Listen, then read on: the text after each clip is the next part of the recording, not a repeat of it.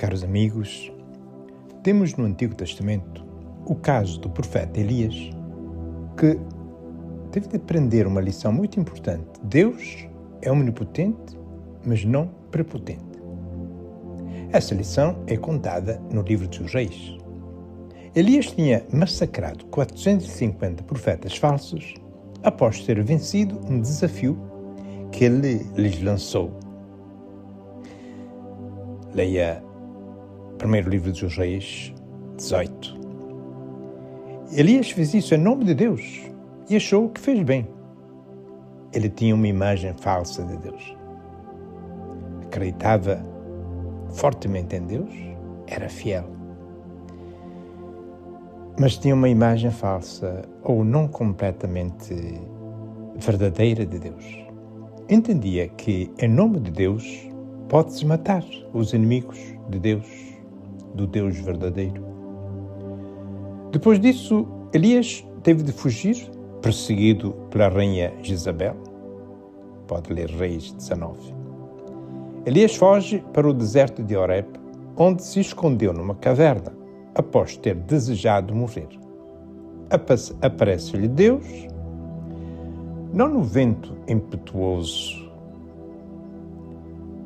e na tempestade, mas na brisa fresca.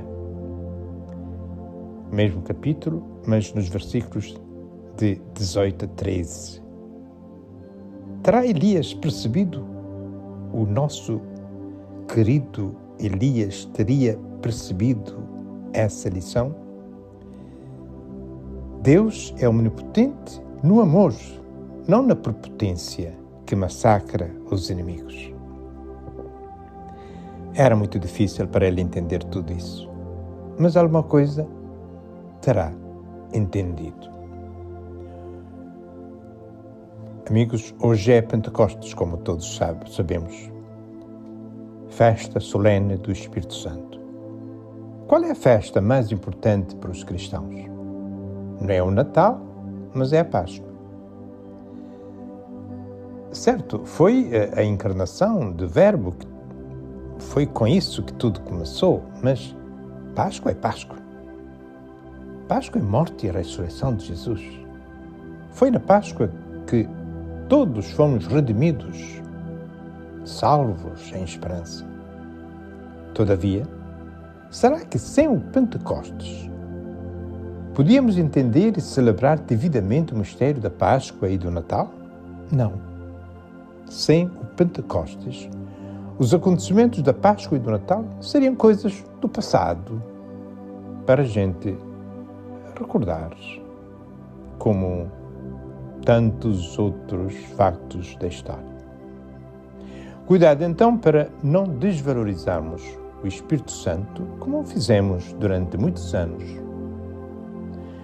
passando a considerar a terceira pessoa da Santíssima Trindade como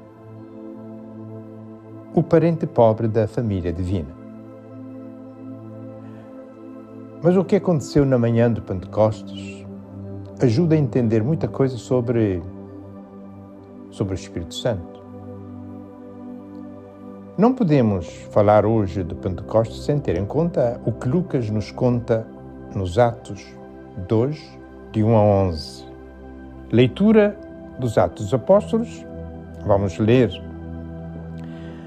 apenas os primeiros versículos desta página. Quando chegou o dia de Pentecostes, os apóstolos estavam todos reunidos no mesmo lugar. Subitamente, fez-se ouvir, vindo do céu, um rumor semelhante a forte rajada de vento, que encheu toda a casa onde se encontravam. Viram então aparecer uma espécie de línguas de fogo, que se iam dividindo, e pousou uma sobre cada um deles. Todos ficaram cheios do Espírito Santo e começaram a falar outras línguas, conforme o Espírito lhes concedia que se exprimissem. Meu caro amigo, é verdade que na Bíblia o vento e o fogo são frequentemente associados ao poder de Deus ou ao seu Espírito. Neste caso também, mas nada que faça pensar na força prepotente e violenta. Aqui o vento e o fogo representam a força do amor, o amor forte de Deus que o Espírito Santo nos traz. Imaginemos agora a Igreja sem essa força. Sem ela, dizia uma vez o Papa Francisco, nunca seríamos capazes de vencer o mal, nem de superar os desejos da carne, do que fala São Paulo, assim como os impulsos que levam à impureza, à idolatria, à discórdia, à inveja. Mas, explicava o saudoso Papa, a ação do Espírito Santo é forte e suave, e por isso a ação do cristão não é opressiva. Sua força é outra, é a força do Espírito. Os cristãos não agem com táticas calculadas ou astutas. Não se rendem às forças do mundo, mas continuam a falar de paz aos que querem a guerra, a falar de perdão aos que semeiam a vingança, a falar de aceitação e solidariedade aos que fecham portas e erguem barreiras, constroem muros, a falar de vida aos que escolhem a morte, a falar de respeito aos que amam humilhar, insultar e descartar, a falar de solidariedade aos que confundem a liberdade com individualismo superficial, opaco e vazio. Palavras do Papa Francisco. Costuma-se dizer que no Pentecostes aconteceu o contrário do que aconteceu no projeto da construção da Torre de Babel. Recorde-se, Gênesis 11, de 1 a 9. Os homens tentaram construir uma torre para alcançarem o céu e se tornarem deuses pelos seus próprios esforços. O resultado, qual foi?